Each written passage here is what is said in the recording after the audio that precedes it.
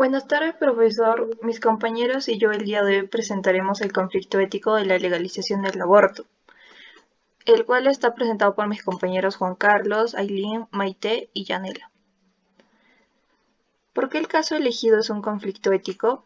A continuación hablaré un poco acerca del caso elegido y el conflicto ético que trajo consigo, pero primero me gustaría darles una definición de conflicto ético.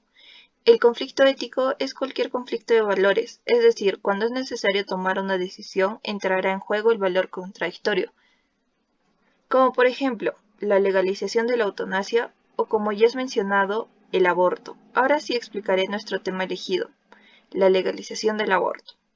El problema ético del aborto se plantea por el conflicto entre dos valores. 1. La autonomía procreativa de la mujer. 2. La inviolabilidad de la vida humana. Por un lado, están los pro vida, en términos básicos a favor de la vida. Buscan conservar la vida del niño en su máxima totalidad. Por otro lado, los pro elección enfatizan que tener hijos es una elección personal, ya que afecta a la salud física, personal y mental de las mujeres. Afirma que la mujer debe tener una autonomía total sobre su cuerpo y afirman que el niño solo es un apéndice de la madre. Singer afirma, los recién nacidos humanos no nacen con conciencia de sí mismos, ni son capaces de comprender que existen en el tiempo. No son personas en sí. Gracias.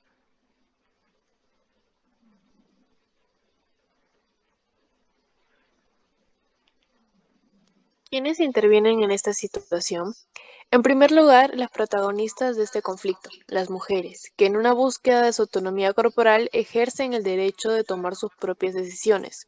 En segundo lugar, tenemos al Estado, quienes brindarán los servicios necesarios para que se proceda a esta intervención. En tercer lugar, está la sociedad, quien se ve enfrentada en este dilema ético que consecuentemente tomarán dos posturas, la pro vida y la pro elección.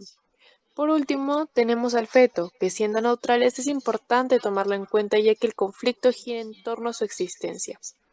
Los beneficiarios serían las mujeres, evitando sus posibles muertes en establecimientos clandestinos. El Estado, el Estado ya que se disminuye los índices de pobreza. La sociedad, ya que basamos el proyecto de ley aumentaría la planificación familiar.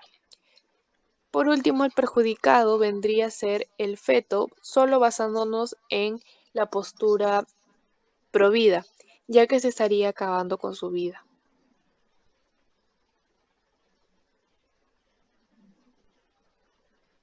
¿Qué es la ética? La ética es el conjunto de reflexiones sobre qué debo hacer y cómo debo actuar. En contexto filosófico, la ética está relacionada con el estudio fundamentado de los valores morales que guían el comportamiento humano en la sociedad. Para los griegos, la ética podría ser tanto descripción de un comportamiento como el pensar cómo comportarse de la mejor manera, sobre las que se basan en la forma de decisiones. Incluso si pienso o actúo sin pensar, estoy proponiendo un modelo a los demás.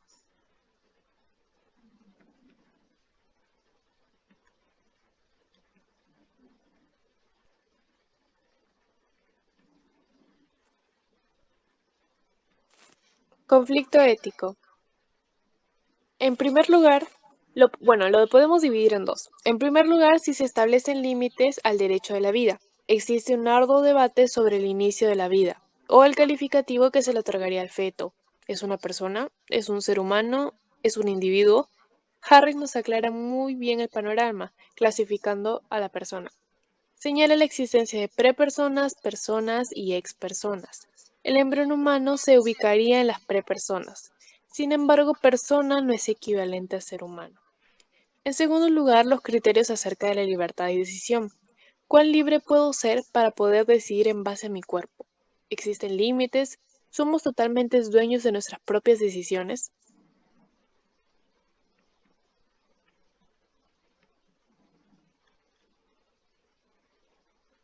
¿Cómo actúa la ética en el aborto?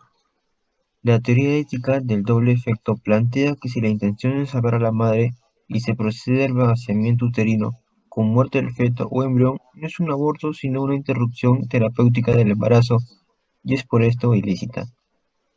Esta posición no se aplica cuando la causa del sufrimiento materno es la constitución genética del feto o del feto mismo. La intención médica es remover la causa y esta coincide con el feto, luego hay que llamarla propiamente aborto terapéutico. Si dispusiéramos de algún tratamiento que bloqueara el efecto del pasaje de sustancia del feto a la madre, las causas del problema, entonces podríamos tratar el caso sin llegar a plantear siquiera el aborto.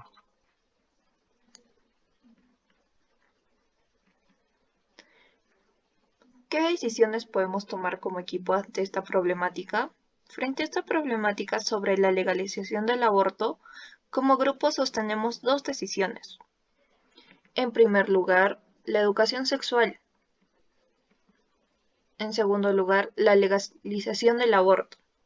En primer lugar, optamos por priorizar la implementación de educación sexual alternativa y participativa con sus características propias, como una vía posible de prevención.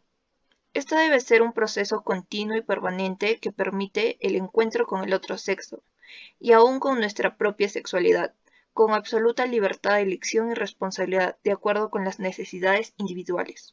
Nuestro enfoque principal para la difusión de este tema será en las instituciones educativas, para transmitir una educación sexual eficiente, inclusiva y sin estigmas.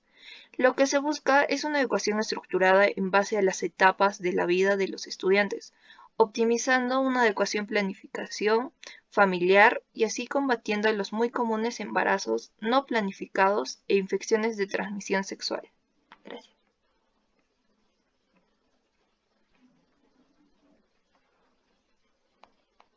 ¿Qué valores, principios y virtudes podemos encontrar en la problemática analizada?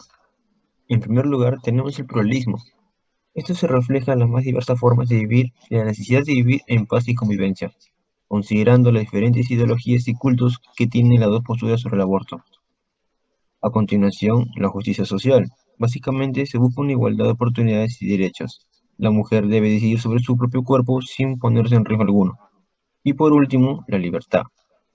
Cada uno debe tener libertad para decidir sobre uno mismo, ser autónomos para hacerlo de acuerdo a nuestra propia voluntad. A continuación, también podremos ver un mapa donde veremos el aborto legales en el mundo. Como observamos, en América del Norte ya está 100% aprobado y en la mayoría de Europa podremos decir que más del 90% está también aprobado. En el caso de América del Sur podemos ver cómo Argentina y Uruguay son los únicos países latinoamericanos que están aprobados.